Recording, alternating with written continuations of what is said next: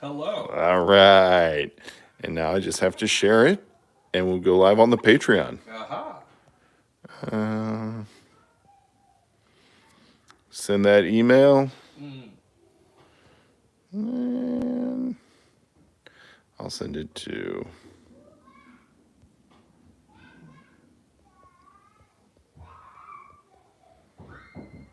So you can just hear the kids upstairs going wild.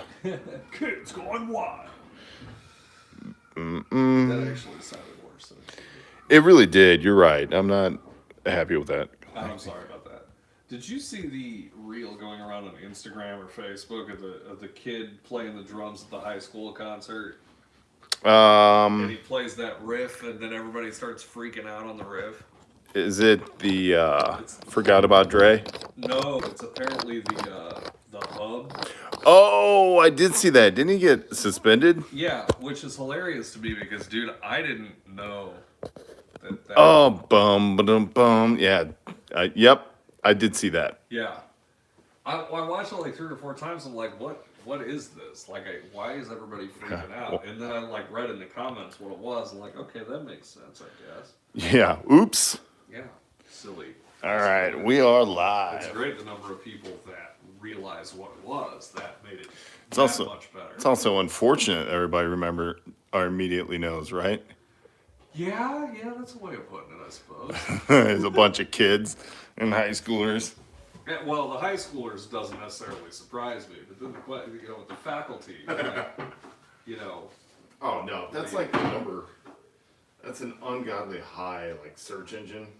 Oh yeah, it's like isn't it second behind Google or something? It's like 4 or 5. I was about to say, isn't it like Google, then YouTube, then Pornhub, then Bing or something? Like Yes. Bing is below. Yeah, I mean, It's rough. Yeah. I mean, I think Netcrawler's in there somewhere still too, maybe. Probably. Yeah, I don't know. Can you imagine? God. I'd actually, if I was that kid's dad, I'd be like, okay, look, tell your mom I was mad at you. It's like when we were at the dinner table and Logan asked Steph, "Are you into dragons?" Me dragging these nuts. Yeah, I like Logan. No, don't do it, dude. Don't do it. Don't. Dragging these nuts. No, stop. Like, I tried to warn you. You're on your own now. yeah. You did this to yourself. This is nobody's fault but yours. But yours. Now you must live with the consequences. All right. Mom's gonna kill you. Livestream.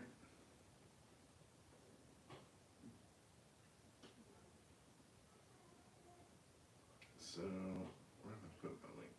Right there. Is my mic on? No, I don't think it is. Which one are you in? 2? I'm in 2, yeah. Oh, God, Should be on now. I'm an idiot. Ugh, anyway, forgot how standard things work. There we go. What are you gonna do? You did just register kids for kindergarten, didn't you?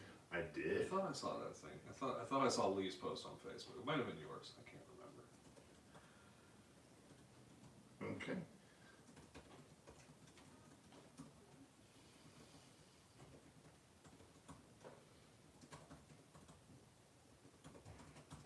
As Brandon types furiously on the keyboard. Right. Live, raw, as you'll see, and uncensored, baby. Oh crap! Yeah, I guess there's that too. And instead of scheduling, I'm going to publish now. There we go. All right, we are now live streaming. We tested this last, it was actually 2 weeks ago we tested it, but it works pretty good. Oh, that's awesome.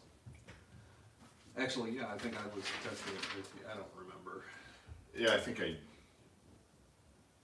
we zoomed it and then I tried. Yes, that's right. Yeah, because I had the live stream up on my phone. That's why. Look at that! Wow. Hi, gang. What's up? Let me know when you jump in. It's okay. Yeah, obviously you're on Patreon, so you see this. If you comment in there. It'll take me a minute to see it, but I'll try to keep an eye on it as we do the normal show. So feel free to comment, guys. Otherwise, you're going to see us run through it as we do the actual episode. So if you've never seen this before, this is how the magic happens. Welcome to the jungle, baby. It'll be wonderful, I hope. All right, so real quick. I'm getting the feed from the computer in my headphones. That's a problem. Yeah, it's not loud, but it's there. And that means I won't see it.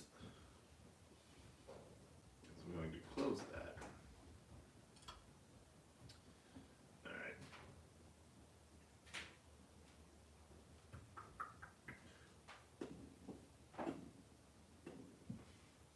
I have to remember I have 2 Twitter accounts now.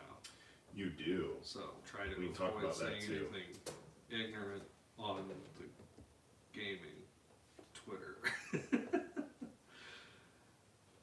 Okay. And then, what else do I have? God, I've got to play that. I've got to.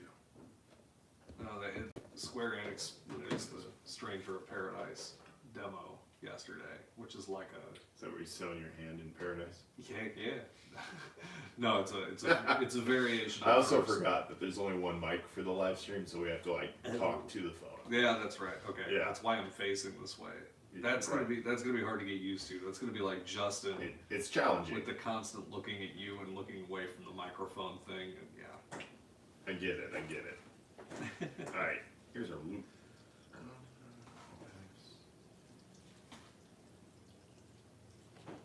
Okay. Okay. All right, and we got the card in. We are good. You got a beverage. I am properly liquefied. And we will be doing something special in honor of the upcoming holiday, but we'll get to that in a minute. Because I know you guys can't see it with the way the camera is, so Yes. we'll work on that. Yes. But I'm excited. Let's do this. Heck yeah. Okay. Let's get it. All right. Yeah. Ooh, yeah. That's good. Oh yeah. Oh right. Yeah, baby. That's a good look. You know, it's gonna be weird listening to this episode and not hearing myself in a freaking wind tunnel. Like that's just strange. It is. All right. Here we go. And mics are killed. Yeah. I guess we could talk through the. We do get to talk through this. Yeah, Normally, look at that. you would just see us bobbing our heads to the intro music. Being quiet or shuffling papers or looking at our feet. Looking at other people's feet. Checking my Pornhub results. Yeah. Checking your Pornhub search for people's feet.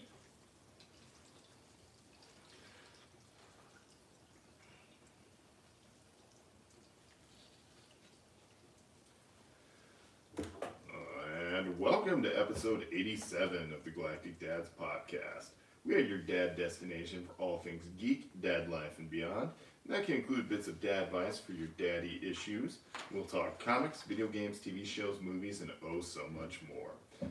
Today we've got some special announcements, but I want you to know, of course, I am B, and I am joined today by Laser Eric. What's going on? What's up?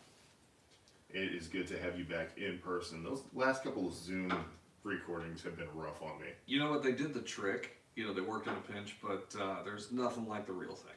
That's for sure. Amen. Yeah. Well said. Yeah. Well said.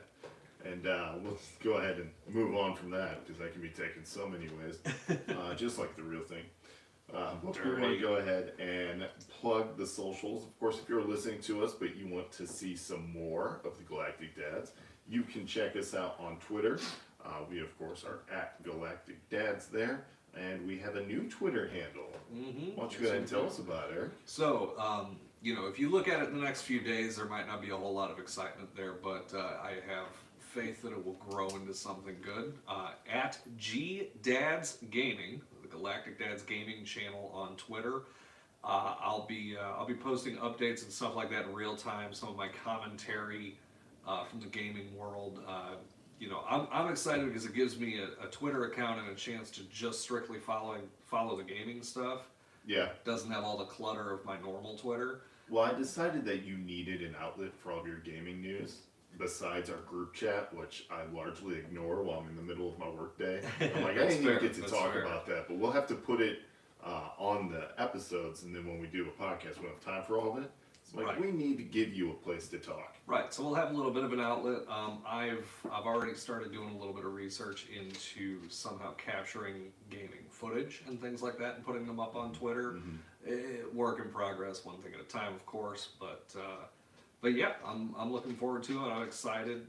I don't think in the gaming space there's a whole lot of dads. Well, I think there are a whole lot of dads, but I think as far as content creators, you don't have a whole lot of dads that are just, the normal work a 9 to 5, come home, feed the kids, do all that stuff, and then, get the gaming in as a hobby after the fact. So hopefully I can fill a niche there. Well, I hope you do. Otherwise, I'll also be on it, so I'll probably say some inappropriate things. I like to do that on Twitter. If you have seen us on @Galactic Dads, you know that to be true. You can follow us on the Facebook and the Instagram. We let Laser Eric also heat up the grill and the IG with food pics. It has gone from grilling to just straight up food porn. Yes. Galactic Dads BBQ. Don't worry, the barbecue will be the front and center here real shortly. It's just been awfully rainy and cold and stupid lately. That happens. Yeah, and I have this problem too. Sometimes when I barbecue and then I bake my plate up and everything, it just it tastes so good, and I just eat the stupid thing and I don't take any pictures. Just so ready. Shame on me, but hey, it is what it is. But yeah, no, check us out on there. You get to see what we're having for breakfast, lunch, and dinner, and maybe it'll get you some inspiration, get some ideas. Come be our friend, share your stuff too. Yeah, we love it. You can always share. Yes. And speaking of sharing, you can share in the joy of watching us record these episodes live now. Patreon subscribers get access to the live shows, which means you get to see the podcast in real time as we record it. We're talking uncensored and unedited. That is, of course, at our Patreon, patreon.com/galacticdads. So definitely go check that out. And then we've got all of this good stuff listed out in the show notes below. If you want to go check us out, just check out the podcast episode notes, and you'll see not only the timestamps for each particular segment of the show, which is helpful. If you're dodging spoilers for a specific show, you can just jump to the next segment. We always have it listed in the notes. So thank you guys for joining us. And we like to do these shows with a little something special. We call it Beers of the Week, although this week it will be Booze of the Week. So we're going to jump into that right now.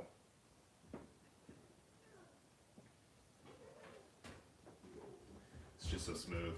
I hear that sound, and I just really want to take a drink. Yes. It's nice. I do find it kind of funny that we're doing Booze of the Week yet again. Yeah, I mean, it happens. It does.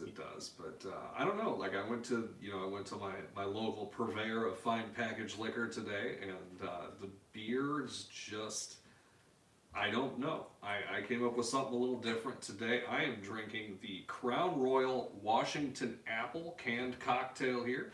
I like the can. Yeah, it's a good can, 7% alcohol by volume. Canadian whiskey, apple, cranberry, and other natural flavors, carbonation, and colored with vegetable juice. I don't know what all that means. Colored with vegetable juice? Yeah, I don't know what all that means. You drinking a V8 over there? I guess so. It tastes good. All right. It's not bad. Yeah, Crown Royal Washington Apple. Very nice good. And smooth, not quite as, what's the word I'm looking for? Bready as beer is. Yeah, I think that's what I wasn't in the mood for today. It's not spilling. It's want something light. Right. Gotcha. Exactly. Gotcha. Well, I personally am drinking something that will set us up for our holiday beverage here in just a little bit. I am drinking a Coke Zero, but it has been spiked and half with Jameson Irish whiskey. So I don't really need to explain anything else about that. If you don't know what Jameson Irish whiskey is, you are not getting ready to celebrate this upcoming holiday. Nope, look it up. That's right. So the drink that we're actually going to have probably a little later, I don't think it goes well with trying to record, but Laser Eric and I will be doing car bombs here because by the time this episode publishes, St. Patty's Day will be right around the corner. Indeed. Which, of course, for those of you who don't know, it is Thursday, March 17th. So stay on top of that all-important drinking holiday. You know, it's funny to me how awesome St. Patrick's Day is. Oh yeah, Yeah, it's not even the, you know, that, like, you know, obviously there's a heritage of it and everything like that, but it's not just the drinking. I think it just everybody's in kind of a good mood a bit around of a St. jovial Patrick's Day. spirit, if you will. And I think maybe that's because it's finally not miserably cold every day, you know, or something. But I don't know. Like St. Patrick's Day is just one of those fun times.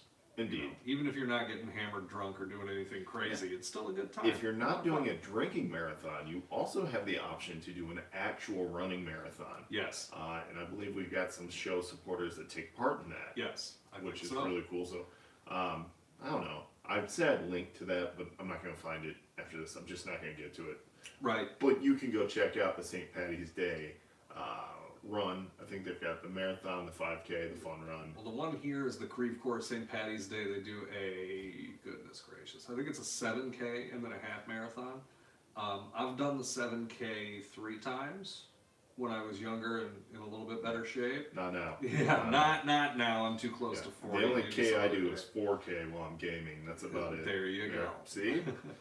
All right, so that's going to wrap us up for Drinks of the Week, and we will move on to our next segment.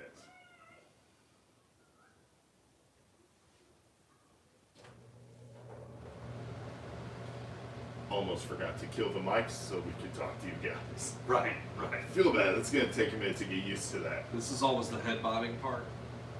And we're jumping back in. Oh man, doesn't it feel good to be back? So much so. Back and ready to talk about these daddy issues. I still get to laugh at the fact that last episode we recorded at 6 a.m. on a Saturday morning. I know. You know. I even went back upstairs, got back in bed. I'm like, didn't know I was going. She's like, did you do a recording? Yeah. I didn't hear you. It's because you were sleeping right here. Dude, that's fine. Everybody in my house was up. That's why I started cooking. Yeah, you were breakfast. making breakfast. Yeah, so anybody on the Patreon that watched the video of the Zoom feed, if you see my camera get all wonky and weird, it's because I was literally scrambling eggs and cooking bacon in the middle of it. You got to break a few eggs to make a podcast, I guess, quite literally. Yeah, that morning it was 8 to be exact, so there you go. With turkey bacon. So it was good, but not, as good. Yeah, Right. we get it. Exactly. You Not, get it. nothing like the real thing, is that what we said? That's There correct. it is. You know what? We've got an episode I title. think we have an episode. Look at that. Look Woo. at that. Okay. That was easy. That was. They're not always this easy. So That's something, what he said. something that may not have been as easy. I know that you and I both had a similar experience over the past couple of weeks. How about that school registration for the little one? Man, when you take your child who's been at home with you and driving you nuts for the last 4.5 to 5 years, and then you finally sign them up to go to kindergarten, it's kind of bittersweet, isn't it? A little bit. I seem to remember when we signed Logan up that there was a lot more fanfare. Like, I felt like there were more people around and stuff. Like, when we went to take Barrett, there wasn't anyone there. Oh, no. When we went to register, we pre-registered online. Okay. Like, my wife is very, she gets that anxiety about things, so she likes to be really on top of it. That's good. Which was cool because then she gave me the packet of stuff to fill out, and I said, well, you filled out this and this and this and this and this, and we need none of those. Like, there's even the one form that says, if you're divorced, is it okay for this person to come pick them up? Right. I was like, they were happily married. Yeah, So we're good. We don't need that. There's no court orders here. We're good. She was like, well, I didn't know. I said, that's fine. That's fine, babe. You got everything else. So when we did registration, it was like, and then we were just kind of looking around, and Kinsley was like, I want to stay here at school. And then, of course, it didn't help that they had Moana on the projector. Oh, of course. So she's Of like, course. I like it here. I want to stay. It's like, you gotta wait till August. So, did they make you jump through? And I understand why they do it, and I'm not complaining about it. But how many hoops did they make you jump through just to register? There were, I count the hoops as the paperwork. Yeah. So at least one, and then there were like 3 different stations when I got there. Okay. So I count that all as 4, but because of the preparedness of my wife beforehand, breeze. They're all breeze. And we had just taken the kids to the doctor for their annual checkups anyway. Oh, so you had. And got their immunization records and everything on file, on deck. So what was funny to me is I have a child in that school district, okay, and he's in 3rd grade. Okay. So they have all my information, and then they wanted, they wanted like a copy of the mortgage agreement or the electric bill or a credit card. Oh no, I use the electric bill. Yeah, you have like 2 to establish proof of residence in the district, right? Well, what's funny to me about that is I get all that stuff paperless. So now I had to go find online statements and print them. Yeah, I'm like downloading the Amarin app and trying to log in. Like, can I just get a bill, please? And I mean, it wasn't that hard, but it was still kind of funny to me because I'm sitting here, and the whole time I'm doing it, I can't help but think, "Hi, my son's in your 3rd grade class." Yeah. You've already got the one. Can I just roll in the other? 75% of the office knows my son. We don't need to talk about that. That's a separate daddy issue.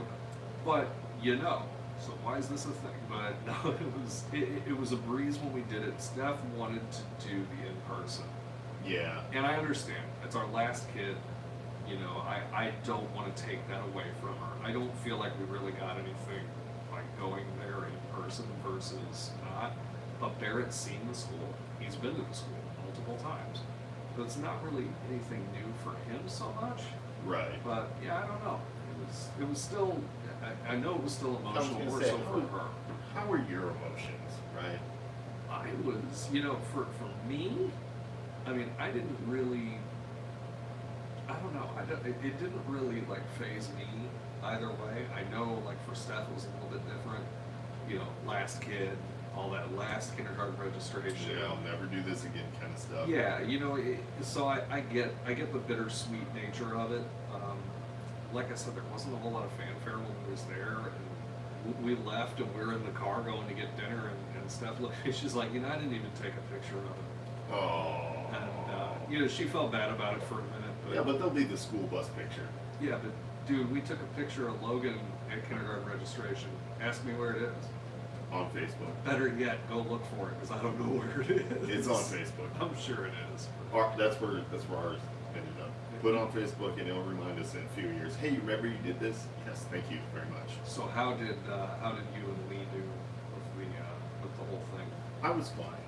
I'm still a little blown away at the fact that it's already been 5 years since that kiddo came into my life, and that part's weird to me. And she's grown up really fast. And I mean, I know they say it's true. They're only little once, and it just doesn't seem like she wants to be little. Right. Yeah, and that's the nature of it. I remember being a kid, all I wanted to do was be older all the time. I think she's kind of starting to get that. But I was okay. And, my wife did pretty good too.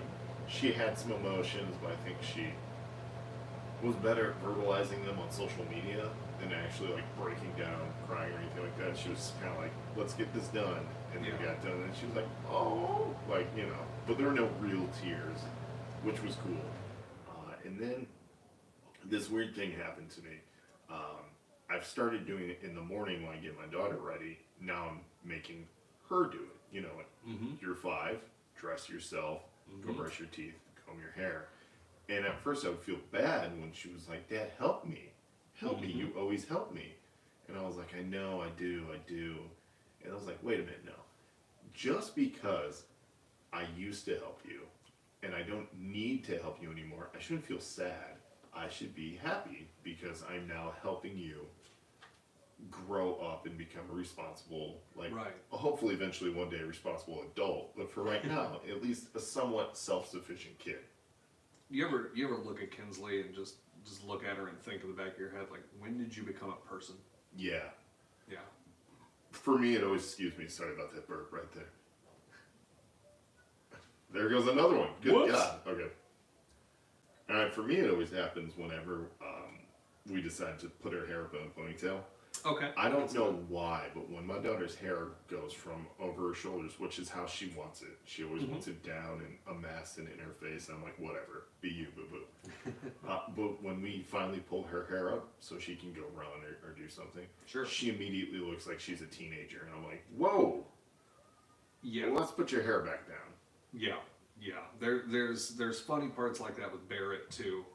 He brushes his own teeth at this point, which is good. All I have to do is I put his toothpaste on the toothbrush. It's not that he can't do it. he can. I've seen him do it. That's why I do it. Right, because he'll give you like half the tube on there. Oh yeah, for sure. But there's a lot of stuff that he can.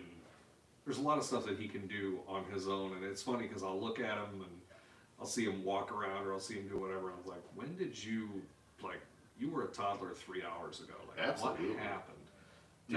When did you stop wearing diapers?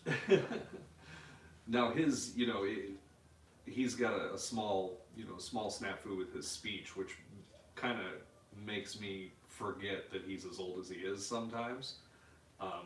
We've talked about that offline and everything, but that's one of those things where it's like, man, it just doesn't feel like you're 5. Yeah. It doesn't feel like you're getting ready to go to school.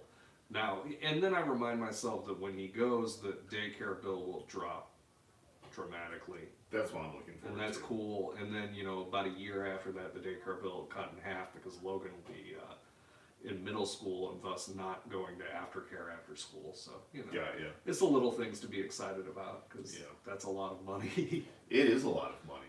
It's insane. It is so much cash. We just had to start looking at putting our youngest into some type of daycare stuff. And I was like, I might as well have a second mortgage now. Oh, no, absolutely. Yeah, it's ridiculous. Absolutely. So if you guys don't have kids, and it's fine. Wanting kids are a beautiful thing. But just get ready for the money, baby. The money. Yeah. Whew. Yeah. I mean, gosh, I'd do it all over again. Absolutely. Oh, yeah. 100%. But man, if I could figure out a way to have them come to work with me or something, like, oh yeah, let's go. The daycare bill for one child, full-time daycare, of course, 40 hours a week or whatever you want to call it. The daycare bill for one child, with the money that you spend on that daycare bill, you could buy yourself an awfully nice luxury car if they were actually on the lot. True story. I mean, you could do that. Also, I now realize why a lot of people who have kids and both work, why one of them sometimes stops working. Oh, absolutely. Because you're like, it just doesn't make sense. Absolutely. There's no way. There's a guy that I work with. He's a dad of 4, and his wife does not work, and it makes perfect sense to me. Mm-hmm. Perfect sense to me. Yeah, I totally get that. So, again, just some things you never. No, you know what? When people are like, having kids is a blessing and a miracle, no one goes until you pay for daycare. Like, right. Everybody always leaves that part out, and you're like, right. oh, what's going on? And then you go visit daycare, and you're like, I love this place. It's great. It's wonderful. They're going to do so well with the kids. And then you're like, okay, here's tuition. And you're like, I'm sorry. Are you giving me another child? Like, what am I paying for here? Well, I'll tell you what, every time we toured a daycare or every time we talked to somebody new, with Logan, for whatever reason, we had to switch childcare with him probably 4 times before we got where he's at now. Not that anyone that ever took care of him was not good or great. It's just, circumstances change, things like that. Yeah. But one thing's for sure, and every time we search for a new one, I turned green when I saw the price. Oh, literally turned green, felt like I was going to puke. But you bite the bullet, you pay for it, and I can honestly say even the most expensive one I feel was worth every penny. Yeah, I mean, I get that. I do. Yeah, I mean, the safety of your kid, the development of your kids too. Oh, and they still feed the kids too. Yeah, and you're like, oh yeah, food. Yeah, that. And these days that bill's almost as bad as a daycare bill anyway. So yeah, it's tough. But definitely necessary. Mm-hmm. So, but I do think having the kids in daycare really helps you when it comes time to that kindergarten registration. Because you've already had that kind of severance there. Right, so. Right. It helps them more so than it helps you. And it also helps them because they've learned things that, you might do your best to teach them, but you've only got so much time. Right. And you've only got so much ability to do so. I'm not a teacher. I can, but I'm not a teacher. I'm not as capable as a I don't teacher. have the patience. Sometimes I walk into the daycare and I just look around and I go, this is where I'd lose my mind. Yeah, mm-hmm. Yeah. They earn every penny, and all that. But Yeah, I think daycare and stuff is a very positive, and preschool is a very positive thing for the kids, and it is a positive thing for the parents too, because when kindergarten hits and it's real, you've already kind of, gone through that process a little. You've torn the Band-Aid off. You're just Exactly. working with a scab. Exactly. Which is fine. All right. So, all that being said, I think it's time for us to move on because we've got some cool TV show news to check out. TV. Yeah, I'm really excited. We're going to talk about the closer look at Moon Knight, but that Kenobi trailer. That Kenobi trailer, holy crap, dude. Yeah. Oof, it's going to be good. Yeah, I watched it like 3 times in a row. Oh, yeah, and then we'll talk about Picard. Yeah. All right, it's definitely time to talk about some of these great TV shows. It's time. Every time I see a Moon Knight. I was just about to say, do you see the new Moon Knight stuff? Yes. Those posters are out of this world. The posters are out of this world. The Mr. K suit and mask looks so cool. Today Marvel released kind of a closer look at the show. It's still like a 30-second trailer, but still, it's got like Ethan Hawke and Oscar Isaac really talking about the show. You get some better looks at Moon Knight himself while he's in costume. And man, if I am not more excited for this than probably any Marvel show in a little while, because it's a completely new character that we've not seen in Marvel at all. Right. Or even referenced or anything. And it might come about that as the show progresses, they go, see, we told you he was coming here. That would not surprise me. Not at all. No, they do that kind of thing all the time. Yes. But they, one of the actors described the show, oh man, how'd she put it? It's something meets Indiana Jones. Yeah, I remember seeing that. I don't remember what it was either. And it looks like they're going back to Egypt and checking some stuff out. So you end up, I guess, getting a better look at, Khonshu and Mark Spector himself. Oh, that's it. They described it as Fight Club meets Indiana Jones. There we go. Fight Club. Yeah. Okay. And I got so excited. Yes. Because one, I love Fight Club. And yes. Two, I love Indiana Jones. And with Mark Spector's character, you realize that you have an unreliable narrator who has mental health issues that apparently they just clearly address in the show, which will be really cool. I'm actually excited for that part of it because I think a lot of TV shows and a lot of stories kind of shy away from that side of it. Or they use it and they do it either just as like a weird framing plot device. Yeah, exactly. Oh, that's so and so. They're crazy. Yeah, they're nuts. You saw these characters, but they weren't really there. It was just the narrator hallucinating them, and you're just like, okay. Okay. Except for Fight Club, that was awesome. That was yes, it was. great. Yeah, that was wonderful. Okay, all right. But you get a better look at Moon Knight's costume, which you've seen before, but now you like really see it in almost forms. Like I'm trying to figure out, do the costumes appear and change with personality switches? That's possible. That's really possible. Which could be really interesting. But a lot of the scenes where he wears kind of the more Egyptian-inspired classic Moon Knight suit, if you're a comic fan, you understand. It's almost like a Spawn suit from the Spawn movie. How it just kind of forms over him fluidly. That's a good comparison. I was trying to think of what it looked like. I kept going back to Rorschach, but I don't think that's really correct. No, that's not right at all. No. I'm going to go ahead and just say nope. No, I don't think it is either. But yeah, I think you're 100% correct. It's almost like a Spawn suit, or that's what it looks like. It does, yeah. And we're not talking the CGI Green Lantern suit. I mean, it looks like it's an actual costume for real, practical one. Yes. But the way it seems to take shape is really cool. Yes. And then, of course, there's that last scene where they've got Moon Knight jumping from a rooftop to the next one, and they use the arc of his jump to end up being the Disney Plus sign as it comes down. I like that. And I was just like, yes, I cannot wait for this show. Man, I just love anything with Oscar Isaac in it anyway. He is just super talented. He is riding a wave right now. He is. That wave's been around for a while too. Yeah, and I'm happy for him because I do think he's a great actor. Right. He's been in a lot of really solid movie roles. You know, I mean, even Apocalypse was solid, even if you didn't like it. Yeah, I mean, he, of course, He was good. At that point. You know? I really liked him in, was it Triple Frontier? Yeah. The Netflix movie we talked about. Yeah. Oh, this is not an Oscar Isaac episode, but he does make a great Poe Dameron as well.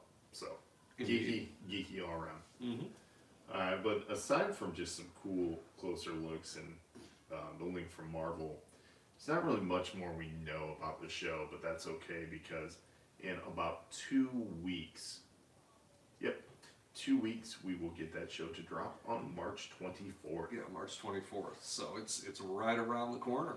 Definitely worth the wait, and I'm sure I'll be plenty busy until it arrives. Absolutely. I'm looking forward to seeing how it ties into Doctor Strange, because you know it will in some way. In some way, it'll have to. Yeah, absolutely. I'm also quite interested to see if they use that as another springboard for any of the other Disney Plus Marvel shows. Right. I hope they do, because we're not getting a whole lot of hype on the ones that are coming up.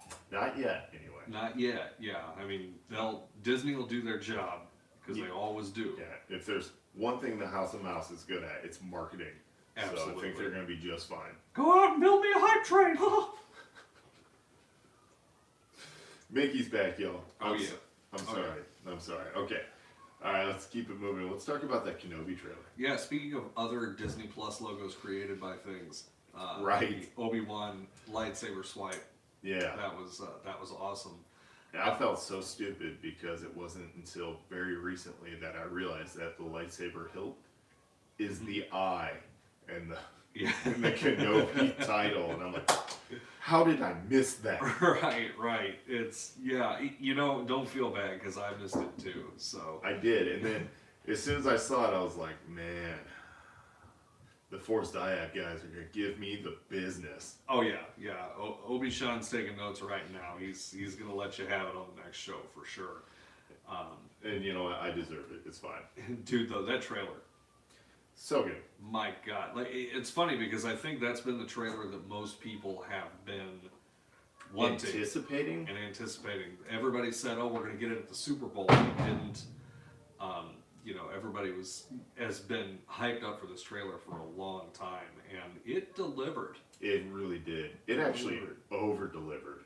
Yeah. Like I'm not sure what I was expecting, but I didn't think I would get everything we got. And no, the stuff that really stuck. There was so much that stuck out at me when I was watching it. You know, when you hear Obi-Wan say that the battle's over and we lost. Yeah. I think that's something that he has to say. He's probably trying to convince himself. Yeah. The battle's over, and we totally lost. Yeah, but dude, you never hear a protagonist say that. You do now. Yeah. Yeah, but you're right. But that's not a classic Star Wars line. That is so rare. Yeah. And not even in Star Wars, but in any franchise to hear, and it can be jarring. Oh, absolutely. A little bit. And the way it was done, too. Oh, yeah. And then later on in the, in the action montage, you hear a variation of Duel of the Fates. It was incredible. That was, as soon as I picked that out, I was like, oh, God, this is going to be really good. Yeah, I did have some hair stand up when I heard that. Oh, yeah. Because I was like, oh, yes. Oh, yes. And then, of course, it's impossible to dodge now if you haven't seen it, but the still of Vader just looks so cool. Yeah. Oh, it was so cool. We knew that we were getting Vader in the show, but still seeing Vader was something. It was really cool. It was kind of like at the end of Rogue One. Right. When he, very much when he like that. unsheaths the lightsaber and it's the only light, but he looks so amazing. Seeing him come out of his, for lack of a better term, what did I call that? It's like I don't know. The Force Dyad guys know. Yeah. Guys, go listen to that. Go on. But yeah, when he comes out of his helmetless chamber, I guess is what we'll call it. Yeah, regeneration chamber. I don't know. The Iron Lung pop. Yeah. So when he comes out of that, he looks really cool. But I cannot wait to watch that one. I am far more excited for Kenobi than I probably, obviously more so than Book of Boba. Yeah. Probably more so than I was for the first Mandalorian season 2. I would agree with that. I would agree. I think Kenobi, for me, the hype on Kenobi is much higher. Well, because I love Ewan McGregor, and that's a character with a lot of story that you want to see. Yeah, I mean, Ewan McGregor just plays Obi-Wan Kenobi so well. Hello there. Yeah, you forget that Alec Guinness is even there, and Alec Guinness is great. Yes. You know, but Ewan McGregor does such a great job with Kenobi, and then you hit the nail on the head. Obi-Wan has so much to tell that you don't get. You get a lot of him in the prequel trilogy, but it doesn't really tell a crazy amount of his story. I think you get more backstory on Obi-Wan from the Clone Wars. Oh, absolutely. Than you do from those 3 movies. So I'm really looking forward to seeing some of the holes filled there. I want to see, I want to see a little bit more of Tatooine because we didn't get enough sand in the Book of Boba Fett. You know what I'm wondering about Tatooine? What if Tatooine is like Earth and they're just hanging out in the one part of the planet? Right. You know what would be cool? Well, no, not what would be cool, but what would have made the Star Wars story a lot shorter is if Moff Tarkin would have gone to Tatooine with the Death Star in A New Hope. Yeah. Like, that would have pretty well handled everything right there. Yeah. Yeah, but then how much time would they be spending on Alderaan? That could be a what-if episode. Oh, what if Tatooine? What if the Death Star blew up Tatooine instead of Alderaan? I mean, Disney could do that. Yeah, they could. I mean, it could be Star Wars done. What If series. Ultron went to Mustafar, so whatever, right? That was still awesome. That was really cool. I can't wait to see more of that in the Multiverse of Madness. Yes, yes. So that was cool. I was also excited to see a little bit of was it Joel Edgerton as Luke's uncle. Yeah. It's kind of, I didn't realize that I wanted to see more of those characters because really in A New Hope you get to see them for maybe just a couple of frames. And they're cantankerous as hell until they get barbecued. Yeah, and then all of a sudden they're just a bunch of roasted Slim Jims. Right. And Luke's just kind of hanging out in the speeder like, well, that happened. I guess I get to leave the world now. I'm so sad. I want to go to Alderaan. Yeah, right? Yeah. Yeah, he's devastated by that about as much as my kid is when they drop a crayon. It looks like the Inquisitors are going to sweat Owen pretty good. Yeah, it looks like it. That is exciting because then, that introduces a whole new element that I didn't think of. His Uncle Owen, like, how much of a ride or die is that dude for Obi-Wan? Right, he must be a pretty good one. He can endure some torture. Oh yeah, and he probably is to keep and to keep secrets from the Sith. I mean, this could just even the Empire itself. Right, this could introduce a whole new element, a whole new appreciation for that character.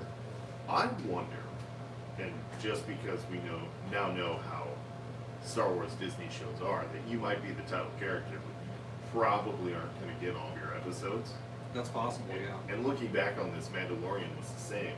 I mean, Ahsoka showing up, we had Bo-Katan, and while they didn't take over the episodes as much as characters did from the Book of Boba, we might get whole episodes of Kenobi that are essentially just the other characters that are being introduced. I think Uncle Owen's going to get a whole lot of screen time. Owen could get a whole episode or maybe a little bit more for his arc. You really never know. And I'm also interested to see at what point do they allow the audience to see Vader sensing Luke and Leia. That's got to happen, right? It's got to.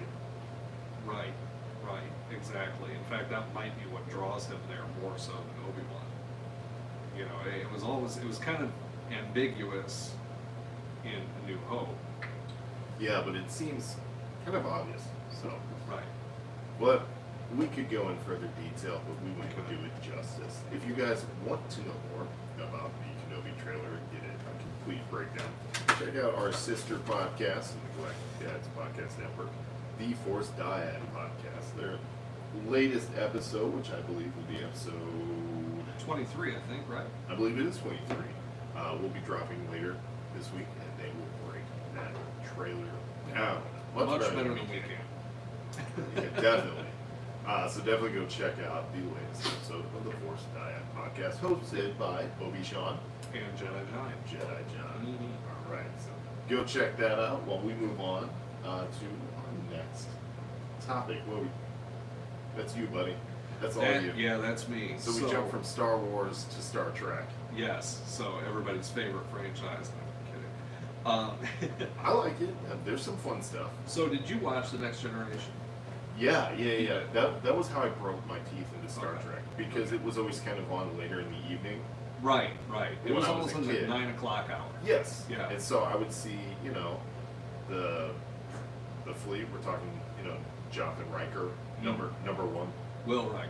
That's you were right. real close. Right. Jonathan's is really Jonathan Frakes. That's right. Yes. And then of course Dr. Beverly Crusher, Deanna Troy, Worf, Geordi LaForge, who I didn't realize till later that's the Reading Rainbow. Which love that.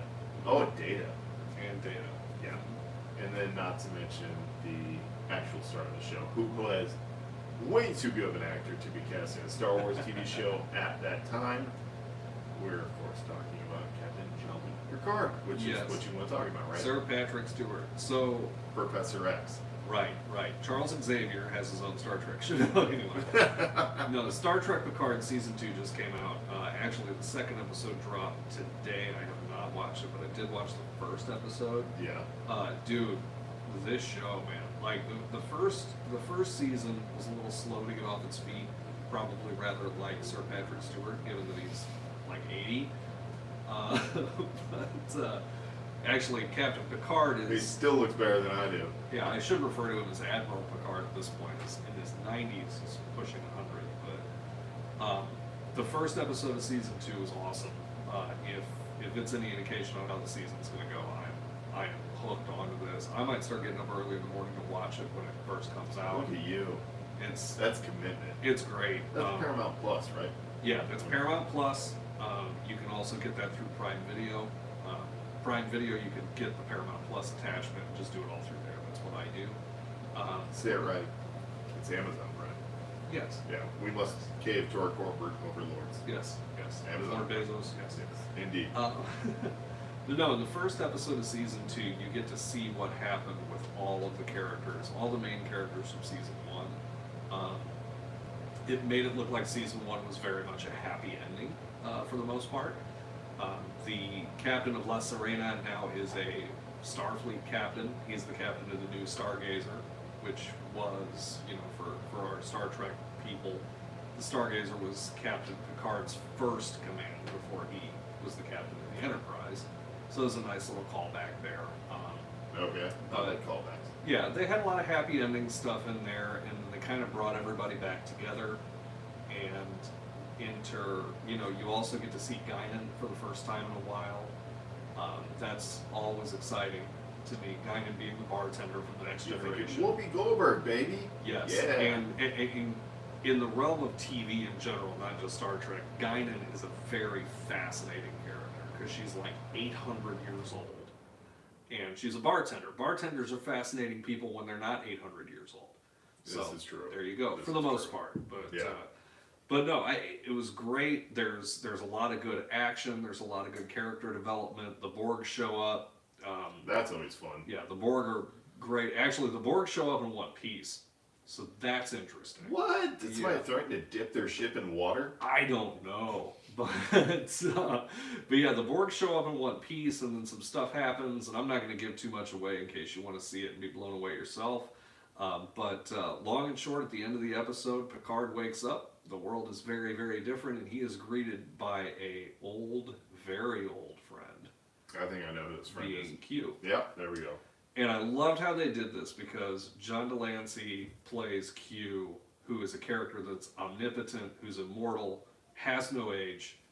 And I was really concerned. It's like, okay, how are you going to take a guy that's, obviously 25, 30 years older than he was in the TV show and bring him back? And they did it in a really cheeky way because he shows up de-aged and he's all smart alecky like he always is. Wait a minute. Can I guess how they do this? Yeah, go. Okay, so being that Q is the type of character he is, he probably sees Picard as old as he is, and he goes, will it make it easier for you if I just kind of look as old as you, and then just ages himself up to kind of mirror that? You were so close. Oh. You were so close. He's like, Mon Capitan, you look a lot older than I remember. And then snaps his fingers and enter current day John Delancey. So you were really close, except you were allowing him to be a little more polite than he Yeah, instead of the actual. Yeah. Yes. Yeah, but okay. the way they did it, I thought it was really nice. It looks like the season is going to go in a direction of basically it's almost a what if show. Oh, I love it. It's what if honestly I think it's what if the Federation just kicked the Borg's ass into space and changed everything that way, because you see a lot of artifacts and things in Picard's study after at the end, like there's a Cardassian skull on the desk. Ooh. And there's a Ferengi skull on the desk, and there's a picture of him in this black, like almost looks like an SS uniform type uniform. Oh man! In a portrait, the Federation got a little darker. Huh? Yeah, almost like he was more of a conqueror than what he was, more of a warrior. Seeking out new worlds and exploring them. It's more like, I work for Darkseid. I'm gonna seek out new life and new civilizations and kill them. Yeah. So I'm getting. Why am I laughing at that? That's so awful. And I'm like, yeah. I know it sounds terrible, but we're like, hell yeah, I want to see that. I'm thinking the same thing. I'm like, dude, I want to see some like dark Federation crap going on for a minute. Like, as long as we have a happy ending at the end of the season, let's dive into this a little. At the end of the season, Superman shows up to stop them. Yeah. Right. Okay. No, then Q shows up. He's like, just kidding, man. You just took this a certain way. We're out. Jeez, that was dark. Yeah, but no, it's good TV. Star Trek's in a good place right now. That's good. Yeah, That's Discovery's coming around. You got Strange New Worlds coming out in May. I'm excited for that. Lower Decks is still popping. Lower Decks is hilarious. It is so good. Even Prodigy is probably the most adorable thing I've ever seen. Nice. The kids show. Yeah. It's so freaking cute. Essentially Nickelodeon style, right? It's on Nickelodeon. Right. Yeah, it's a Nickelodeon show. But yeah, Star Trek has got some good stuff going on right now. So what a good time to be a Star Trek fan. That's true. There haven't been a lot of good times on that since the 90s, and now it's definitely getting a little bit better. But excellent. We've even got some, the possibility and the promise of a new movie on the horizon. But I think that's for the next segment, isn't it? That is, and as such, what a great transition. We don't have to talk about Star Trek the movie. I just thought I'd transition for you. Oh, that's fine. I like it. I see the work you're doing. Just trying to be helpful. Trying to note as we go, make editing easier. Yeah, I hear you. All right. So speaking of movies, we do have some movie news to cover. Although I don't think we're going to talk about possible Star Trek film. You may have been misled by that last statement. You got at least a year before that's anything we need to talk about anyway, so whatever, right? That's fine. Well, what do we got, though? I think today we've got some Dune 2 news. Yes. Our fan favorite spoiler himself, Tom Holland, is back at it. My hero. So we'll talk about that. And then, of course, we just released episode 86 where we talked about the Batman. That is a spoiler-free episode, so you can definitely check that out and have absolutely nothing spoiled. Yeah, we actually did pretty good on that. I was curious surprised how we were going to do. As I went through the editing on that one, I was like, ooh. Yeah.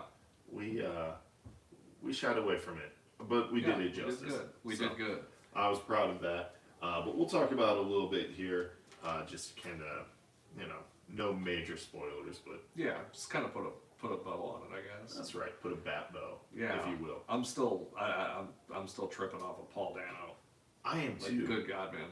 I am too. Considering the last movie I saw that guy in before the Batman was The Girl Next Door, where he was that goofy, nerdy high school kid. Rader directed porno as his first directorial debut. No, he wasn't even the kid that was directing it. He was the really shy kid that had to wear the fencing mask in his scene. Oh my God, you're right. Yeah, he was like... So he likes masks.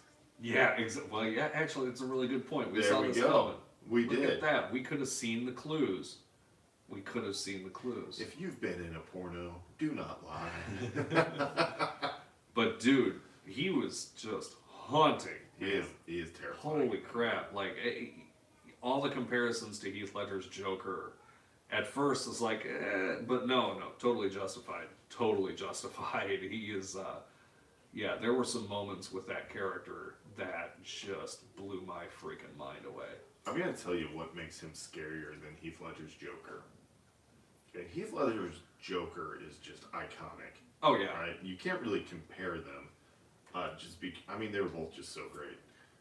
But the thing that scares me more about Paul Dano's Riddler is that, especially in today's day and age in 2022, he seems scary believable. Like, this guy could definitely exist. Right. Well, there was that point, and spoiler warning in 3, 2, 1.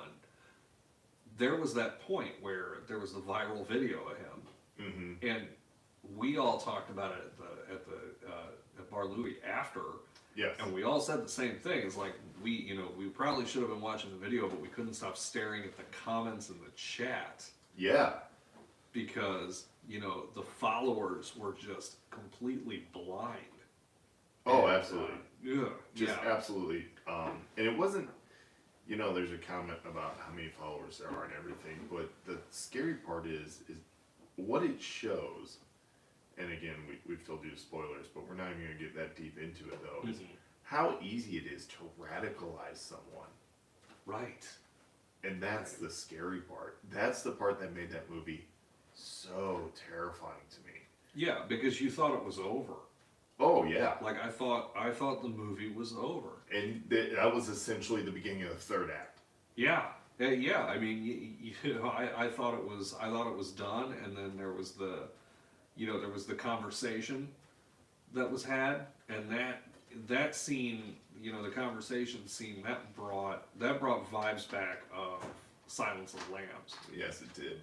But it also brought back vibes of The Dark Knight, where Bruce and Joker are in the room. That's very true. It's very similar in that respect. And it was just, it's just kind of one of those scenes where you're very aware of what's going on, because obviously you're watching it and stuff, but if you're paying real close attention, you're picking up on other things that are being revealed in that conversation. Oh yeah. And it's fun because you realize you're beating Batman to it. And that is the true fun of this Riddler. That's very true. That is the real fun about this and about the story and everything. The way that this Batman movie was brought out and all that, with all of the detective work, all of the gadgetry that you see and all of the different stuff, that was the part that impressed me the most about this movie. This movie was every bit of a murder mystery, crime drama. Oh, first, movie. Yeah, it was chiefly a mystery. And when I talk to people about this movie, they're like, if you don't do superhero movies, you might still like this movie. You might actually like this movie a lot more. Because of the way that the story unfolds and the way the story plays out. It's just so well done. I mean, good God. It is so good. It's actually one of those things where when you think about, and again, a lot of people want to compare this to the Nolan trilogy, right? Of course. And it's so hard to do because, the goals were different. Right. And this movie was made specifically to be a completely different type of film. Right. Whereas Christopher Nolan will tell you in his movies, he realizes that the scope of them just kept getting bigger and bigger because audience goers want that spectacle. Mm-hmm. Or they want to see incredible things like planes coming apart in the air, like in The Dark Knight Rises. Right. I mean, just ludicrous type of sceneries, like big spectacle. And what this movie does is it nails back in to the actual mystery and the storytelling through unraveling these clues and the detective work, and then still peppers in spectacle. Yeah, it drills it down with a very, very narrow lens. Yeah. And then, it still gives you the action you want to see, but it also gives you a lot of that intimate, close-up type stuff that you didn't even know that you wanted. Very good character-driven story there, and there's a lot of character evolution. A lot of it. Just watch, and obviously you're going to go, well, of course Batman changes, it's his movie, but like, he's changing right in front of you subtly without you going, oh, there's the moment. It's just him changing and doing things that you could tell that his monologue from the beginning of the movie, that mindset would have never let him do Right. a lot of the stuff that you just kind of witness him organically evolve into. But you also see the layers peeled back on other characters too. Which was so cool. Selena Kyle being a prime example, but also Carmine Falcone. Carmine is, I mean, John Turturro did such a good job with him. Yeah, he acted that part perfectly. You know, and he wasn't. You would think Carmine Falcone is the most powerful crime boss in Gotham. You would think a dude like that would be imposing, like a kingpin type. John Turturro is not an imposing dude. He's tall. He's tall, but but that's almost misleading because you think, hearing that, you're like, oh, so he's like a comedian in this movie. No, he's like a real slick, I'll be your friend until I slit your throat. And that's what I loved about him. He's walking around in a cardigan playing pool. Yes, and like a real gangster Mr. Rogers. He doesn't even need to show you that he's a gangster. You just know it. And that's just, you just have to figure out how to deal with that. You know, the Penguin, you know, he showed that he was a gangster. Mm-hmm. Now, he didn't show that he was Colin Farrell. You know, you wouldn't recognize that dude. But he showed that he was a gangster. The only thing in that movie, and I'm sorry to cut you off there, that really bothered me, and especially the more I think back on it, is I don't understand what Oswald Cobblepot's doing, but that guy's getting one hell of a free pass for his behavior. Yeah, they've got to be not taking him seriously or something like that, because they just left him chilling like at a loading dock or something and went and, you know, did whatever they wanted to do. It's like, wait, it was after some real questionable stuff. One of them being openly attacking a police officer with an automatic weapon. Yeah, and having a dead body in your trunk. There was that. That's not a big deal. I mean, whatever. I mean, it's Gotham, so maybe that's a misdemeanor there. I'm pretty sure it's as common as having a spare in your That's trunk. possible. Maybe that's the donut. Yeah, that's right. You just wrap them around the wheel. Yeah, you get a flat tire, you kill somebody, you wrap them around the wheel. It's good to go. Okay, this got morbid. I got a real GTA vibe from this. But anyway, it's one of the things that we talked about in our review in episode 86 was the music, like the sound of that movie. And I caught myself just like, as I was driving around, I put on the soundtrack for the Batman. The score is awesome. It's so good. It sets the tone in the first few minutes of the movie that you're hearing it, and you know, you're using those minor scales and stuff like that, and it's giving you that dark vibe immediately right away. Heavy bass and everything like that, and it just, you feel it. Yeah, you almost as much as you hear it. You feel the weight of all of it. That's a great way to put it. Before you even know what you're feeling the weight of, that weight is there. Yeah, and, which is really good work. Yeah, that's incredible work. I mean, you don't get that kind of soundtrack out of a lot of movies. Actually, the last movie that really that draws to mind, and it's probably because they're both Batman movies, but The Dark Knight. Yes. Whenever Joker was about to appear, you could hear like the high strings like start going just to put you on edge for this like chaos that was about to enter the room. Yeah. And this movie does it in kind of a different way. Instead of high strings, you get those like real low, like you said, the minor keys, and like you feel it, and it just brings about like this like heavy oppressive foreboding. Yeah. And then boom, these characters are there, so you already have like this dread in you before you even see the action start to unfold. Well, there was so much of that dread in the Batman because you had the darkness and you had all the dark places you can't see in these scenes. Yeah, the movie is full of like all these like negative spaces. Yeah, and you just know like, okay, is he gonna pop out of there? Is he gonna pop out of there? Maybe, maybe not. You know, but you don't know. You know what it was like? It was like, I just watched this movie, the latest Scream 5. And in that movie, they play with a lot of the jump scares where you see people open doors, and when you shut the door, you assume that the killer is going to be right there. Like, your mind is already planning where the killer's going to jump out from. Right. That same kind of camera trick is employed in the Batman, because you see all of these, like, black, shadowy places. like dark hallways and like alleyways, and you're like, Batman's gonna come out of there, right? And he doesn't. Yeah. Until he does, and then like they do it so well that by the time it happens, you're like, no, dude's gonna drop out of freaking ceiling or something, and then like bam, and you're like, yes, yeah, that's what I wanted. And so they do that very well, but they also kind of do like this weird juxtaposition in the Batman that they usually don't do in Batman films or TV shows and cartoons, whatever media. Normally, Batman appears silently like a ninja. True. In this movie, in specific scenes, Batman is stomping into the room with hard boots, like you know he's coming. It's like he's crunching the ground beneath him. It's like he shows up in the Batmobile. Yes. Good God.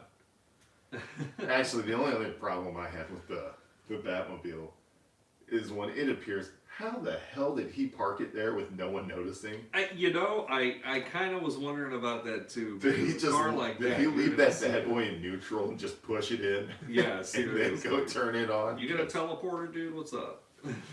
had to borrow this from the JLA watchtower. I teleported my car into this scene. Give me just a second to be ready for all this. By the way, with gas prices the way they are, just blew half my fortune turning this thing on. I converted it to compressed natural gas. Trust me, it works. Probably. We're using biofuel. Okay. Yeah, right. Whatever you're doing, I believe it. Yeah, exactly. He's got to be burning pure ethanol. Those are blue flames coming out of the back of the car. I was about to say, the blue flames coming out of the jet say it's a high octane. Let's just go with that. I'm burning straight alcohol. But I did love that they very subtly, in that movie, kind of played to the whole Bruce Wayne works on his own stuff. Yes. Because he's got the multiple motorcycles, like we talked about in the last episode. The bike he's riding in the beginning is an older, like probably a 70s era Harley type bike. Yeah. It almost like barely bigger than a cafe racer. Right. Yeah. It almost looked like, like an 85 like Yamaha or like an old Harley or something like that. And he gets something a little fancier later on, but then you got the car, and then there's a shot in the Batcave with the manifolds and stuff sitting on the table. Yeah. And, you get the idea that this Batman does his own work. Which I think is the point, right? And I like that because, not cutting the Tumbler, because you just don't. The Tumbler was amazing. Cool, yeah. But it's very obvious that Bruce is not building the Tumbler. Bruce's company, who supplies military-grade weapons, is building the Tumbler. Just a different way of telling the story. I think it's again, Tumbler's cool. I think this is a better way. Fewer people to rat on you, kind of stuff. Exactly. Arata alata. Rat with wings. That's right. Yeah. All right, so let's move on from the Batman. Obviously, we want you to go see it. Mm-hmm. So Tom Holland spoiled something. What do you do? So I'll be honest with you, dude. I didn't even read the article. I just looked at the headlines and kind of caught some of the little stuff. I don't want to be spoiled. Oh, that's fair. I don't want to be spoiled either. You don't want to be spoiled either. I don't. And the Patreon poll we did. They don't want to be spoiled either. And none of the listeners want to be spoiled. So Tom Holland did something bad, and there was some leaked footage, and that's all I'm going to say. Or pretty much on brand at this point. Like I don't Exactly. I mean, the only thing that could be more on brand is if he was like on Hot Ones with Mark Ruffalo and they both did it. Yeah. Is that coming? I think that's happening. It'd be pretty sweet if it did. I would watch that. I don't know. All right. So if you're in the mood to go get possible spoilers, go check out Tom Holland's latest webbed foot and mouth incident. Look it up on Twitter. It is everywhere, and people are not shy. I mean, it looks to me like the articles and stuff. Like I said, I didn't read them. I don't want to know. But it looks to me like the articles are pretty freely saying, "Oh, Tom Holland spoiled that this person is going to be in Doctor Strange and the Multiverse of Madness." No, I'm not even going to go. Was it Uncle Ben? The guy on the box price, though. That's what I'm after. Right, I want the dude on the box. That'd be cool. But y'all hungry? Yeah. I'd be down for that. Why not? Right. Okay. All right, so let's move on from that, and you've got one other thing. Yeah, There is this really cool. So let's move on to something Tom Holland's girlfriend is doing. Yeah. So. But hang on though. I think the next character that was casted is much more interesting. Oh, sorry. so much more. Sorry. So much more. Now it's not confirmed. But so let's talk about Dune. Dune. If you haven't watched Dune, the most recent Dune movie from Denis Villeneuve, it is back on HBO Max as of today. Oh yes. So I'm watching that when I get again. home. Yeah. I've watched it like 9 times. I love that movie. It's so well good. done. You remember how I said I love Oscar Isaac? Yeah, he's great. I have yet to find a weak point in that movie. Thanos is walking around. You still love Josh Brolin. Right. It's hilarious because he's just as angsty as you'd expect him to be too. He's so good. He's a great Gurney Halleck. So good. But I love all the cast from Dune. It's just super. Yes, the cast from Dune is really good. I'm not even going to call some of this stuff spoilers because, dude, that book's been out since before our parents were born, so True. Whatever. Dune 2 is coming. That's, no secret or anything like that. The cast from Dune is coming back. Timothy Chalamet is coming back. Rebecca Ferguson is coming back as Paul's mother, Lady Jessica. Zendaya is coming back as Chani, the Fremen princess that is going to end up as Paul Atreides' concubine. Like I said, it's not a spoiler, dude. The book's 65 years old. Go read it. I'm just gonna say, you know what? That Paul Atreides. I know his whole family gets off or whatever, but there's some silver linings there. It comes around for it him. really does. It comes around for him. So there are some After the wildfire, there is a blooming forest. Let me tell you. There are some casting rumors that came out over the past few days. One of them came out today. Conversations are being had with Austin Butler to play the role of Feyd-Rautha Harkonnen, which for those of you who are not familiar with the book, Feyd-Rautha is the nephew of Baron Harkonnen, who is the guy who kills Paul's entire family. Yeah. And that's right, House Harkonnen. Yes, and Paul duels Feyd-Rautha at the end of the book, dude, and it's pretty freaking awesome. Cool. So Austin Butler is going to have a rough day at some point.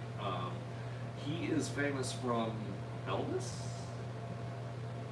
I don't know, dude. Sure. I'm going to be honest, Okay. I've never heard of this guy, but Hang on a second, keep it rolling. yeah, he looks the part, dark-haired kid. He looks like if you put the right kind of uniform on him, he can be just evil enough to play the character of Feyd-Rautha Harkonnen, who is a pretty ruthless, power-hungry, craving kid. Basically, is Oh, he plays Tex Watson in Once Upon a Time in Hollywood. There it is. Okay. Yeah, and Will Omsford in the Shannara Chronicles. Are you Oh, familiar with okay. that? Yeah. I've heard of it. Never watched it. He's a younger dude. Oh, dude, he's definitely from some Elvis Yeah. movie or something. This dude's 30? What? Oh, that dude, he's 15 maybe, sitting on the phone. All right, look, daddy issue for episode 88. When you are so old that the 30-year-olds look like kids. Yes, he does. He looks like a kid. He does look like a kid, but My God. he looks like he needs to look to be in a duel with Timothy Chalamet at the end of Dune. Right. That's the point. Not like young kind of thing. Yeah, and dude, Feyd-Rautha's a jerk. Like, I mean, in the book, he sucks. Okay. Like, he's not great. I'm straight up not having a good time with this guy. No, he's you just don't like him from jump when he shows up. He's not like Dave Bautista's character, who's just dumb. Oh, that's right. Yeah. Yeah. Okay. But anyway, What's the other casting? I was about to say, I know you're excited I got about the other about. one. Yeah. Yeah. We got a princess on our hands, kid. Yes, So we do. the conversation is being had with Florence Pugh to play Princess Irulan. So if you don't immediately know who that is, let's talk Have you about been living under a rock? the new Black Widow. Oh yes. She was in Midsummer and she's in a lot of other stuff, but she is my favorite female Marvel character right now. I love her. She's love just her. so funny, but she's absolutely lethal. Yes. So she rides that fine line between I'll kill your whole family but I'll be nice to you while I do it. Oh yeah, like her and Hawkeye, like her whole interactions with Kate So Bishop were good. they were mind blowing. it went from hilarious to like, oh God, you're serious. Like, Yeah. I don't want you to win, but I love you. Like, she's an incredible actor. And, you know, she's not playing a character that really needs an incredible actor. But that might be even better. Like, yeah. she could really take that character and make her really relatable to today's audience. Well, yeah, and there's nothing saying that Dallas Villanueva isn't going to do something with Princess Irulan to make her more interesting or more potent in the movie story. It doesn't have to be a perfect adaptation. Princess Irulan being the oldest daughter of the Emperor, who betrayed House Atreides, and you know, there you go. It's a bitch move. Yeah, dude.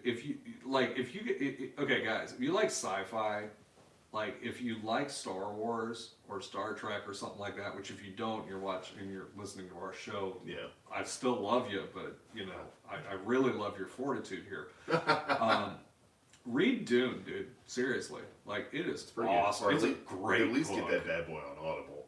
Yeah, it's a great book. Like it's a really good book. I read it in middle school and then I read it again in college. And I'm probably due to read it again. It's a really, really good sci-fi story. And Denis Villeneuve made a really good movie out of the first half. His adaptation's awesome. It was incredible. The way that they decide to use the ornithopters as like almost like dragonfly machines. That was such wild. An awesome choice. That was wild. When I saw the dragonfly looking ornithopters, I was like, okay, this is gonna be great. As soon as I saw that, I was like, I'm gonna go ahead and sit down for this. Yeah, and it looks like no punches are being pulled on the cast for Dune 2. So Dune 2 is going to be every bit as good as Dune 1, I think. It's going to be awesome. Very good. Yep. All right, well, I think that's going to wrap it for movies. Let's go ahead and hit video games real quick, and then do it. We'll head on to some other favorite parts of this show. But video games it is.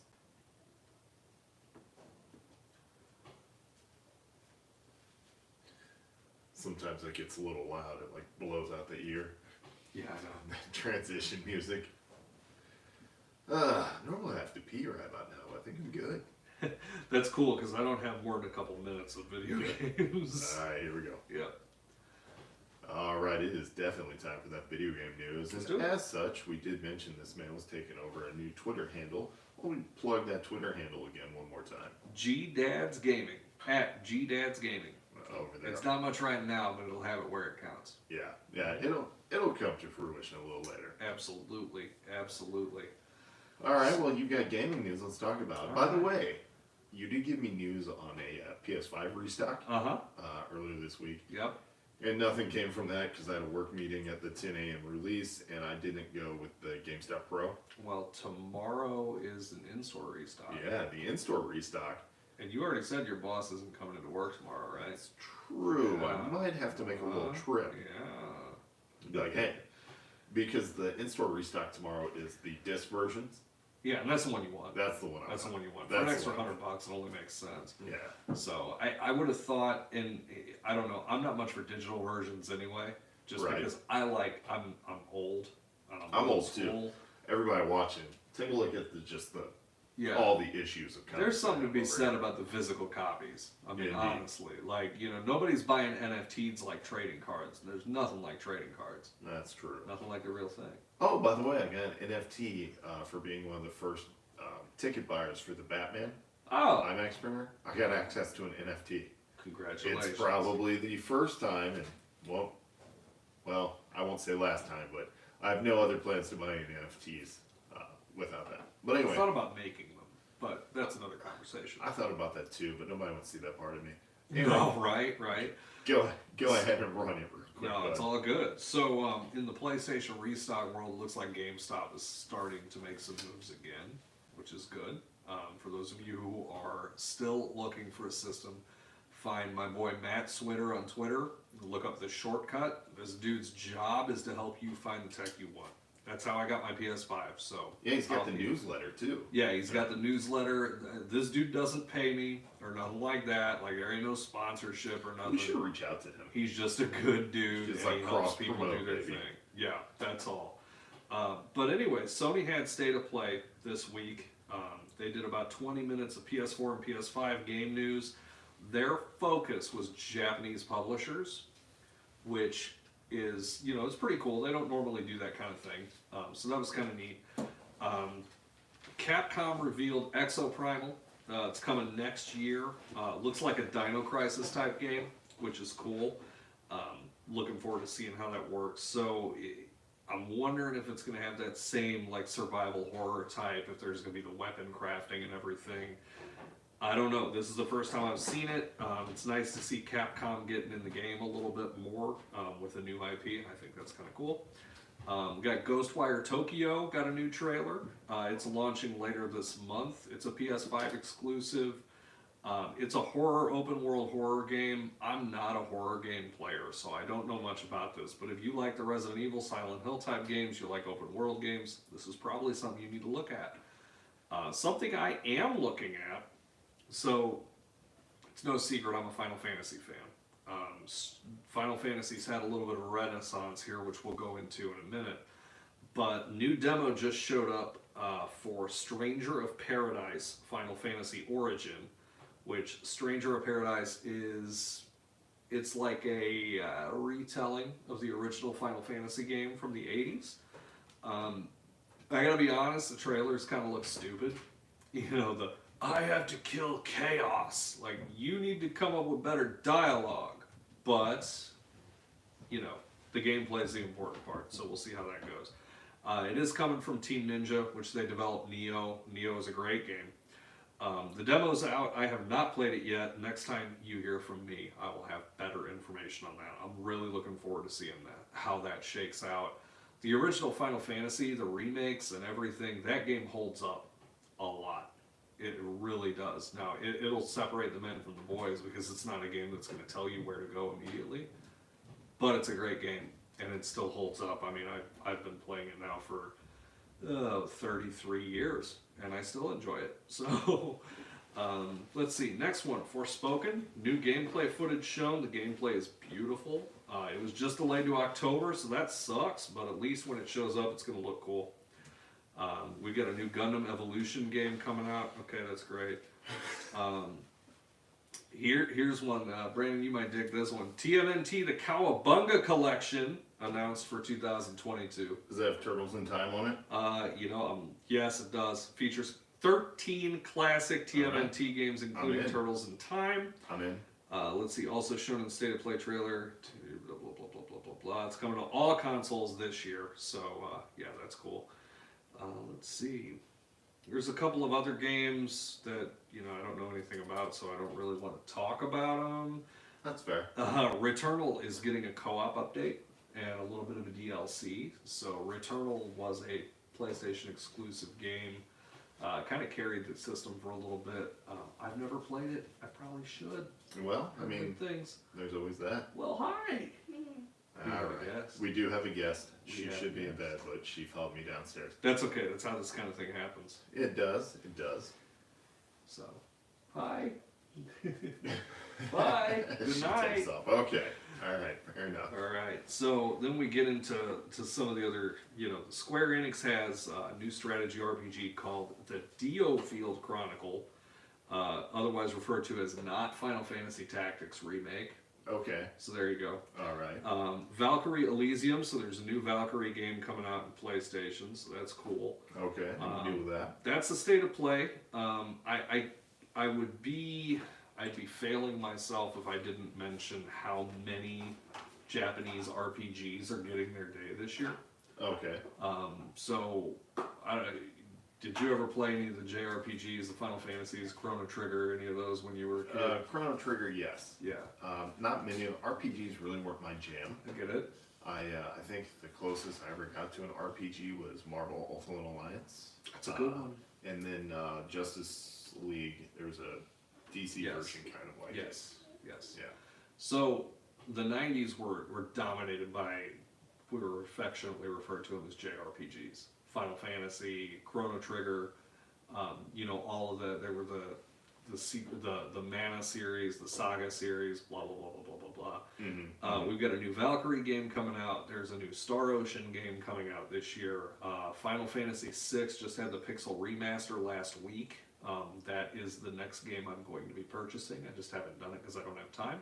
I understand how that goes. You've got, let's see here, there's Triangle Strategy just came out, which is a lot like Final Fantasy Tactics.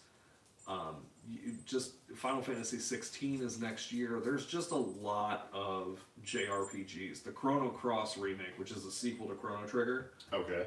That's coming out okay. later this year, and that game is out of its mind cool.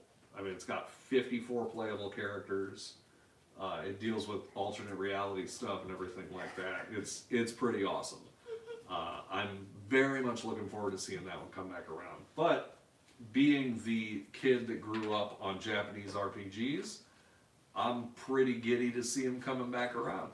All right. So there you go. Very cool. Yeah, man. Very cool. So. And if you are enjoying the Patreon live show, you can see we have actually been joined by not one but two. Yes. Adorable little creatures. I had a puppy in my lap a minute ago. That's right.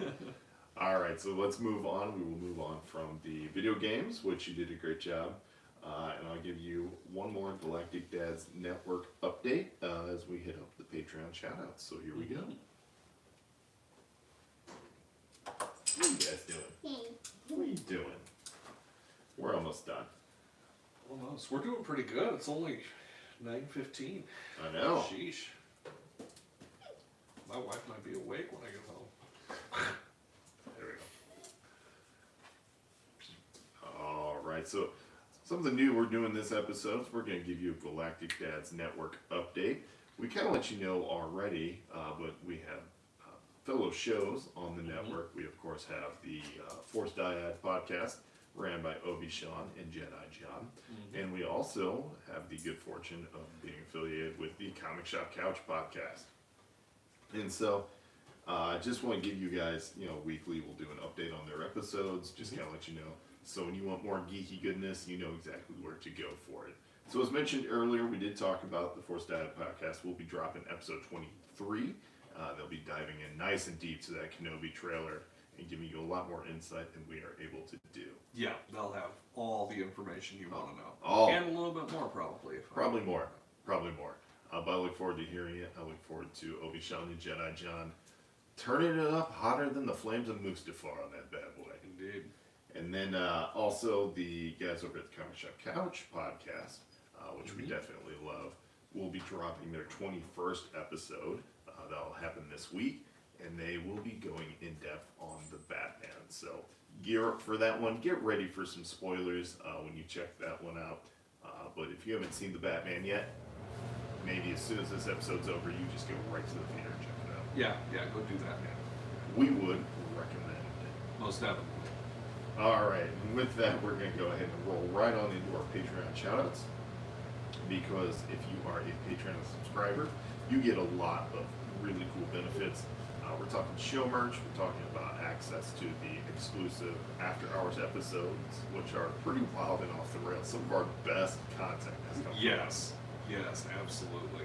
And then now, of course, you get access to the live stream, so you can watch us live as we record the podcast episodes, which means you get them unedited and uncensored. God, the first live stream after hours is going to be something. I'm actually staring at that one. I'm probably scared. They will refer to that as Exhibit A in the court trial. So. All right, so we'll move on. But the Patreon, you also get access to producer level tier, which allows you to be mentioned in every single episode of the podcast. And as such, that is what we're going to do now. Yes. So we always like to start out with, let's do a big shout out to the OG. Big shout out. What, you talking about Keith Jefferson? I am talking about Keith Jefferson. OG. He is one of the coolest guys I know. He's a wonderful father, and really, he's a geek, but he doesn't write, man. Right. He's got blown up wall art that he had put on canvas. Nice. Just from Red Dead 2. Nice. It's just looking so good. He screen captured it and blew it up and brought it into the office. Man, it looks good. That's awesome. It looks real good. He's a really cool guy, and the OG supporters. And by one of the OG first supporter on Patreon came hot out of the gate at the producer level. And we really appreciate Isn't his Patreon member number one? He's number one in my heart. Man, I'll tell you that. Man. I'll tell you that. So if you're watching, Keith, We appreciate you, Pico. Cheers. Absolutely. And then, of course, we've got the one, the only.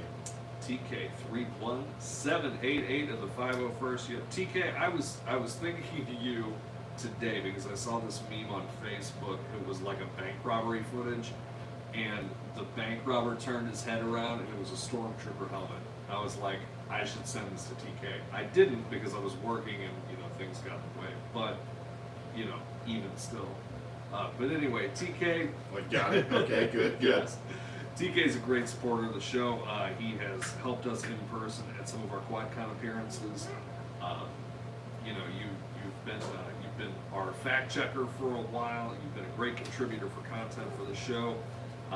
TK will tell you, unashamed, that brickin' ain't easy. Find him on Instagram. He's got some good stuff going on over there. But TK, we love you, man. We really do. We do. We also love Azure Laser. He is our man from Texas, the dude that will wear a black, beautiful Galactic Dads hoodie in 95-degree weather. You think it's still a dry heat right now? I don't know what's going on down there. I don't know. I mean, it's about to snow here or something. Yeah, they're probably fine with their dry heat down in Texas. Yeah, right. But Azure Laser, we know that you love piecing together your gun models and gaming and everything else, which is really awesome. And we appreciate all of your support to the Galactic Dads podcast. That leaves just one. The one, the only. The one, the only I Love You 3000 number. And that is, of course, Joe President. Joe President. Now, we love Joe because, well, he's one of us, man. Yeah. He also is one of the hosts of the Comic Shop Couch podcast, which, of course, you guys know we love that show. But Joe himself is an awesome cosplayer. Unfortunately, he's been doing a lot of work, like regular work lately. Yeah. Some long hours and stuff, so he hasn't been able to enjoy the fine art of doing geeky dad stuff. But when he gets back around to it, we just want him to know that we're definitely still here to give you some geeky good content. That just makes it all the sweeter when the opportunity arises, though. Really, I mean, and work gets in the way for everybody as far as that goes. So we certainly sympathize with that. And Joe, I remember the story you had about your work van. That's always entertaining for me. I've listened to that 2 or 3 times. It is good. Can't wait to have you back on the show again sometime in the near future. Maybe we can make something happen. I think we should, if nothing sure. else, to show appreciation for his support. Absolutely. So. And then, of course, we appreciate all of the rest of you guys definitely for listening, supporting the show, whether you're a Patreon supporter or not. It'd be great if you were. Especially now you can check out all the sweet Galactic Dads merch that you can get. And then, of course, now you can watch us do the show live. So check out the Patreon live viewings of the podcast recording. And then we want you guys to know that that's actually my daughter trying to push some buttons, but we're going to let her give our Patreon supporters the applause they so rightly deserve. So go ahead. There you go, guys. We appreciate you. There you go. I like the pink. There you go. I like the pink. All right, everybody. So listen, that is going to bring us to the end of the episode. We thank you very much for joining us for episode 87. Remember, you can like, rate, review, and share the podcast no matter which platform you're listening to us on. We really appreciate it. And go ahead and check us out on Patreon.com. We got some really cool stuff over there. Patreon.com/GalacticDads. You can check out our bonus episodes and watch the show live as we record. And then, of course, Patreon subscribers get access to all that, much, much more, including super sweet merch we talked about.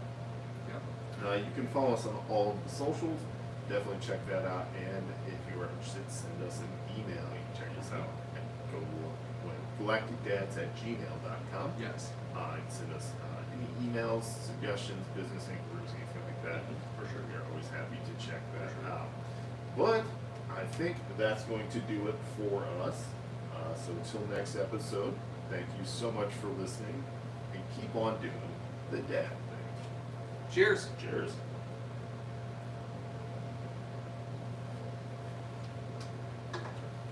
Not bad. Not bad Not at bad. all. And that's how you wrap an episode. That's how you do it. All right, well, listen. Amidst distraction, too. That's okay. Amidst very good distraction. Yes, very good distraction. So, because we really appreciate you guys, and if you've made it this far into the live stream, we're gonna let you watch us do Irish car bombs. Yeah, that's gonna be So. Oh, I don't have to mess with this. Yeah. Hang on, and we'll check that out here in just a minute. Let me go ahead and finish up housekeeping. Housekeeping? Housekeeping? You want to chug this beer? I don't know, do I? Alright, that's it. All right. Nicely done. Nicely done. Kept it tight, and I don't think you have to censor anything unless you want to censor my ass. We've got some flags. All that ass. The ass plays. I'm still talking. The ass plays. The ass plays. You heard it here. The ass plays. If we were doing an after hours, that would be the name of the after hours. That would be But the we're name not. of the after hours. Yes, it would be. I don't know. The after hours needs more people to roast. Oh, it does. I feel It's like hard to do an after hour show with just the two of us. Yeah. I just feel like it gets violent. Yeah, it Would it gets get something. violent? Would it get violent? Tell me if it would get violent. Yeah, I don't know. Maybe? Maybe. Maybe. Alright, so let's close this down. Alright, that's good. So much technology. I know, I just keep running it all, and I keep talking into the mic like it's doing something. I don't know. It's not I recording just anymore. kicked your dog. I did not do that on purpose. I'm sorry. Are you sure? Is she alive? Because I- she's not making any noise. I don't kick dogs. Oh, she's just by my feet. I'm glad I didn't accidentally kick her. She's right there. Begging for him. All Begging right. for the kick. Anyway. Whoop. And then there. Wow. It's still going. I kind of wondered Daddy. my phone was good to go. I'm Yes. spinning around. Honey, what did I tell you about that pipe? That's Wh- where poop down. That's where poop goes through. Do not spin around that pipe. What? Baby, why don't you go ahead and go upstairs and get in bed and I'll come tuck you in, okay? I need you to swing on this. No, go upstairs, babe. It's after bedtime. You're actually up way too late. I love you. I'll tuck you in. What's our normal bedtime? 11. It should be 9. 11. She plays the game. I gotcha. All right. So we put Logan on meds. Yes. I think I told you about that. Yeah. I was going to say, just don't forget, we are still alive. Yes. So it mellows him out, but like he gets wound the hell up at like 7:30.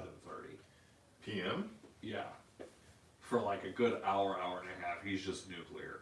Oh, dude. And like he was running around acting like a pterodactyl the other night. It's like, I swear to God, man, you don't stop, I'm gonna throw you out a window. No, go. I will be up when I get up, honey. Go, go, go. Balancing dad with galactic dad. Absolutely. It's fun. It's fun. I don't remember how to pour one of these. Well, you just pour the beer and then you drop the shot. I get that. All right.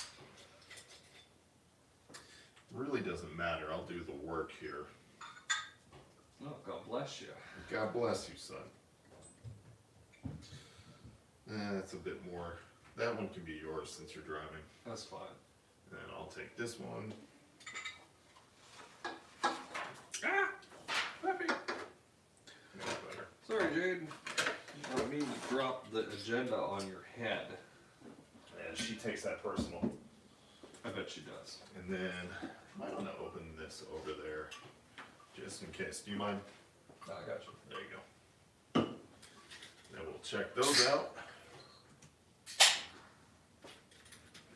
They say they should be good, the but you nitro never and know. everything should be all good.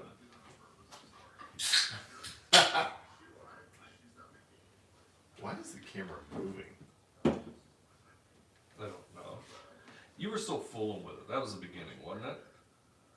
Oh, that's right. It's not. It's the audio's not matching the video. Yeah, that's problematic. Well,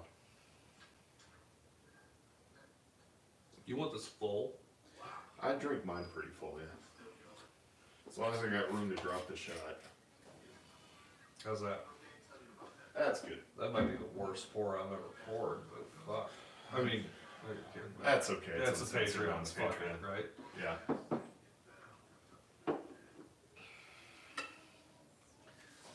These glasses are adorable. I know. I think they came in a set. All these nice glasses. I'm drinking my beer out of the freaking. Out of the morning coffee cup. Did you listen to? I drank my Budweiser out of a bowl last week. I'm not even saying this to pimp anything, but did you listen to my Rob Talks About Beer episode? You know what? I did not, actually. Okay. Sorry about that. No, it's fine, because we were talking about oatmeal stouts, and he's talking about the glass and everything. He's like, my glass was dirty, so I'm drinking out of this. I'm like, whatever, dude, I'm drinking out of the bottle. Like, I'm like trailer trash over here.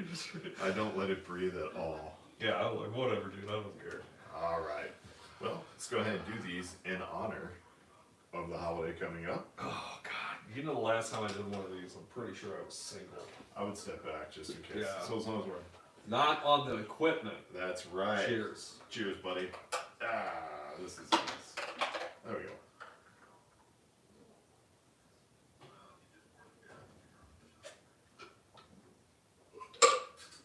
Ah, there we go. Oh, that was healthy. How'd you do that? I just relax the throat and let things happen. That's how I make friends. Anyway. Alright guys, so listen. Thanks for checking us out on the Patreon. It's our first for real live episode of recording. Really appreciate you guys and all your support. And you know, if you're feeling squirrely, tell other people to join. Mm-hmm. That'd be awesome. That would be awesome. Really help us They out. would help us do better produced versions More of this, of we this. could finish this basement. Yeah. We We're can do working on it. Jaeger bombs on the next one. Oh I god. don't think we're doing that. No. Thanks for joining. Thank you. Cheers.